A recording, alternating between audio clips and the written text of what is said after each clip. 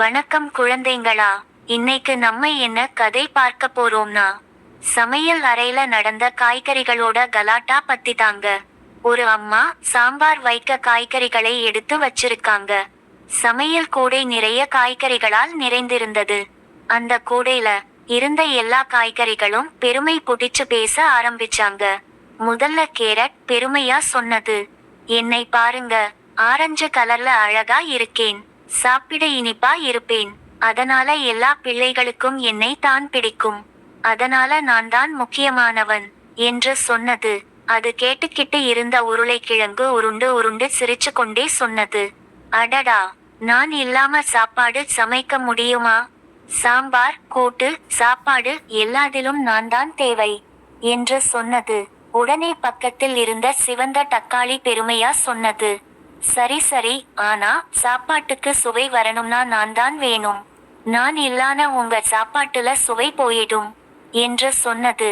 இதுக்கு வெங்காயம் சிரிச்சுக்கிட்டே, என்னை வெட்டினா எல்லாரும் அழுவீங்க, ஆனா நான் இல்லனா சாப்பாடு வாசனை கூட இல்லாம போயிடும் என்று சொன்னது.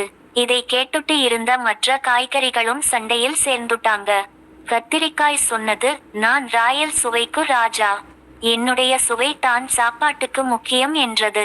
பீன்ஸ் போய் சொன்னது, என்னை யாரும் மறக்க முடியாது, அப்படி எல்லோரும் நான் தான் பெரியவன், நான் தான் முக்கியம் சண்டை போட்டுக்கிட்டு இருந்தாங்க.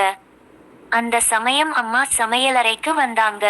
அவங்க சிரிச்சுக்கிட்டு சொன்னாங்க, ஐயோ, நீங்க எல்லாரும் சண்டை போட்டுட்டு இருக்கீங்களா?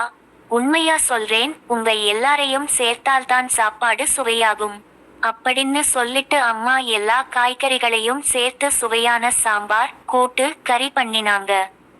சாப்பாடு வாசனை முழு வீட்டிலையும் பரவி போச்சு. குழந்தைகள் சாப்பிட ஆரம்பிச்சதும் சிரிச்சுக்கிட்டு சொன்னாங்க, ஆஹா, காய்கறிகள் எல்லாம் சேர்ந்ததால் தான் சூப்பரான சாப்பாடு கிடைத்திருக்கு என்று கூறி அனைவரும் மகிழ்ச்சியுடன் சாப்பிட்டனர். கதையின் கற்பனை, எல்லாரும் தனித்தனி வலிமை கொண்டவர்கள்தான், ஆனா உண்மையான சக்தி ஒற்றுமையில் தான் இருக்கிறது. குழந்தைங்களா, உங்களுக்கு இந்த கதை பிடித்திருந்த லைக் பண்ணுங்க, ஷேர் பண்ணுங்க, மறக்காமல் சப்ஸ்கிரைப் பண்ணுங்க. தேங்க்யூ ஃபார் வாட்சிங்.